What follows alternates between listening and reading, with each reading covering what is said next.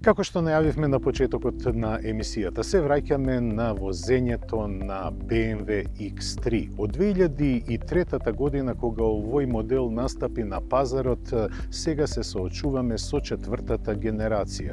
Овој модел е еден од најуспешните на BMW и во своето животен циклус се има продадено во повеќе од 3 милиони примероци. Најмногу во Соединетите Американски држави, каде 41% од пласираните автомобили на пазарот се продадени токму од другата страна на Атлантикот. Па затоа BMW направи многу компромиси за да се допадне на сите меридијани на нашата планета. Првично направено е доста за промената на изгледот на предниот дел.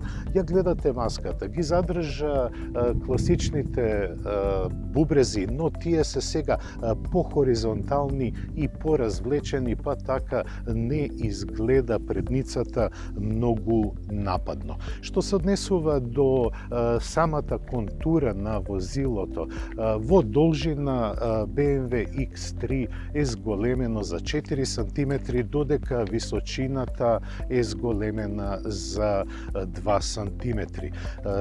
Има доста зафати направено и на задниот дел. Пред се со стоп светлата кои добија сега Y форма, а целата конструкција на задниот дел е поприемчива. Таа има една поблага нота која и дава на X3-ката малку посмирен, но и побогат изглед. Моторите повторно ги има од дизел и бензински погони, а дизелите има два. Следната година ќе дојде на пазарот и 3 литрениот, а сега е актуелен 2 литрениот дизел. Сепак ние ќе се сконцентрираме на возење на бензинската изведба со 2 литрен мотор, 4 цилиндри и 208 конски сили, кои се потпомогнати со благ хибрид. На многу пазари BMW X3 се смета за голем автомобил, но во Америка тој се смета за малце помалку од средна големина. Со зголемувањето на димензиите профитирано е на задната клупа. Морам да напоменам дека и предните седишта, кога ќе излезете автоматски, се поместуваат наназад за да полесно излезете, па затоа можеби овој простор ви изгледа недоволен. Но сепак има комоција во сите смерови. Употребувани се и рециклирани материјали под мотото да го заштитиме морето, да ги употребуваме материјалите кои ги вадиме од морето.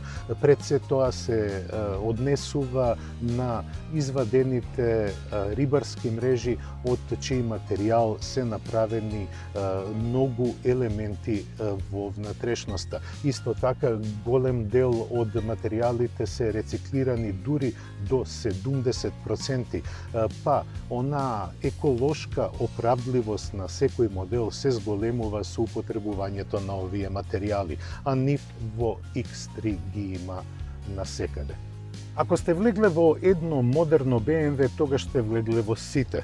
Препознатливоста на внатрешноста на секој BMW е токму овој заоблен панел кој се состои од два големи 12,7 инчни екрани. Тие, благодарение на оперативниот систем 9 на BMW, сега функционираат многу побрзо и многу по-добро ги обработуваат податоците, но сепак во внатрешноста имате голем избор на менија кои е тешко да се манипулираат и да се избираат во возењето. Затоа BMW направи и кратенки кои се наоѓаат на централниот гребен, а што се однесува до другиот дизајн е извонредно пуритански. Ни се допаѓа и поставеноста за бежичниот полнач на мобилните телефони, а ергономијата е извонредна. Октагоналниот волан делува доста спортски и оние функции кои се ставени на него многу лесно се препознаваат и се манипулираат, а head-up дисплејот ви овозможува и во возење да изберете некои од основните функции и податоци на возилото.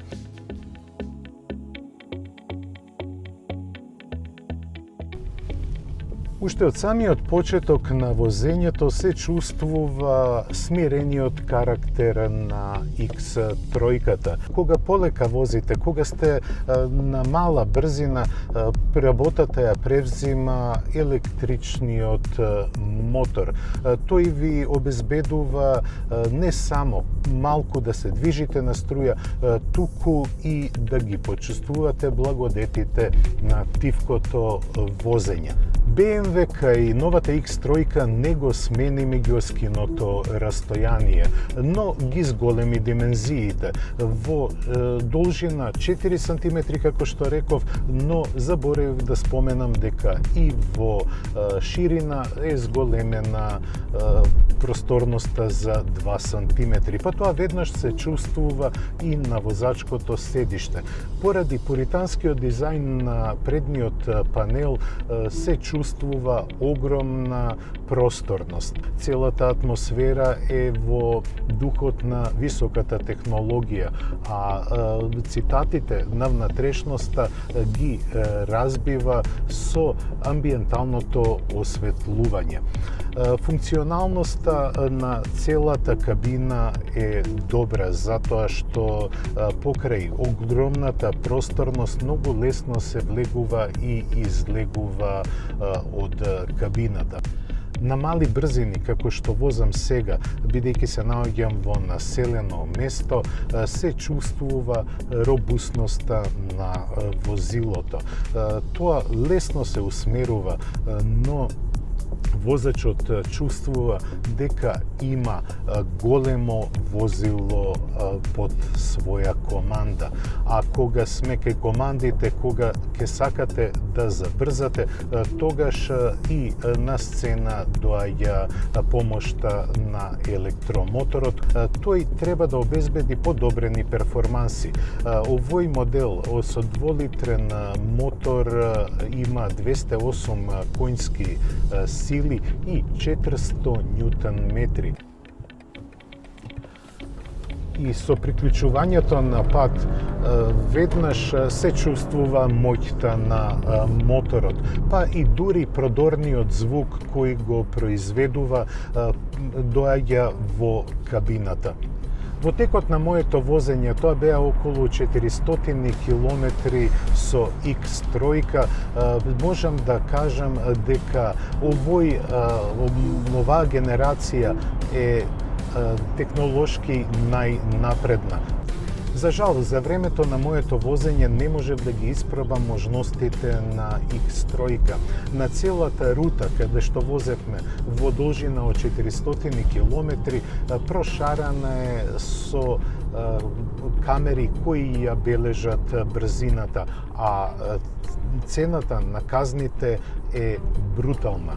Па моравме да се придржуваме строго кон ограничувањата на брзината на движењето. Кога сте на крстаречка брзина, X3-ката ви пружа навистина извонредно чувство.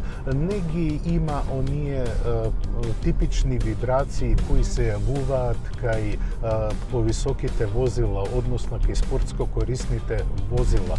Напротив, се чувствува како да сте во лимузина. Но на пат со свиоци, а тоа имав шанса да го почувствувам, склона е на надуправување кога ќе претерате малку со брзината.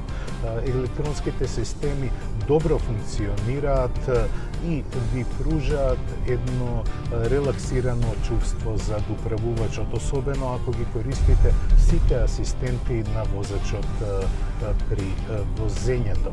И сигурно ќе се запрашате што ќе ви 208 конски сили кога ограничувањата на брзината се поголеми, а казните се подраконски. Тоа е избор на купувачот. За овие 400 километри со брзини на автопат од 130 километри на час и на локални патишта со движење не поголемо од 70 километри на час, просечната потрошувачка на хибридниот склоп е 10,2 литри, но не дизел, туку бензин. Што значи дека BMW со својот мотор од 2 литра и подпомогнат со хибриден погон покажа дека може и вака голем автомобил да биде задоволително економичен. BMW X3 треба наскоро да пристигне на македонскиот пазар. Почетната цена му изнесува некаде околу 70.000 евра за изведбата со овој мотор, додека дизелот ќе биде околу 2.000 евра поскап. Австрија е прошарана со тунели. Може би не е наидеално место за снимање, но многу добро место е тунелот за да се почувствува звучната изолација во автомобилот. Бидејќи е затворена туба, во неа се рефлектираат сите звуци и шумови и тоа се пренесува на околината. Но сепак во кабината на X3 се е релаксирано. Многу слабо продираат звуците од надворешноста. Може би се слушаат малку повеќе пневматиците, но тоа, ви реков, е впечаток што се добива во тунел. Управливоста на X3 се гледа кога ќе дојдете во тесни сокаци. Да, тесни сокаци, и во Австрија. На располагање имам не повеќе од 20 сантиметри од секоја страна, но поради убавото седење и прецизното управување немам некој поголем проблем за да се снајдам на тесните патеки. Управувањето и подпирањето е направено така да можете лесно и без многу стрес да поминувате урбани пречки, но и урбани предизвици. И полека ми привршува возењето на BMW X3. Ова возило е технички напредно. Сигурно дека ќе направи поголеми помак на пазарот, особено на спортско активни возила, односно кросовери, како сакате наречете ги. Но едно е јасно, дека BMW сака да ја задржи својата позиција не само на разновидна понуда, туку и на понуда на висока технологија која е впарена со врвна механика. Тоа беше се што подготвивме за ова издание на Автомагазин. Срдечен поздрав и до гледање до следната сабота.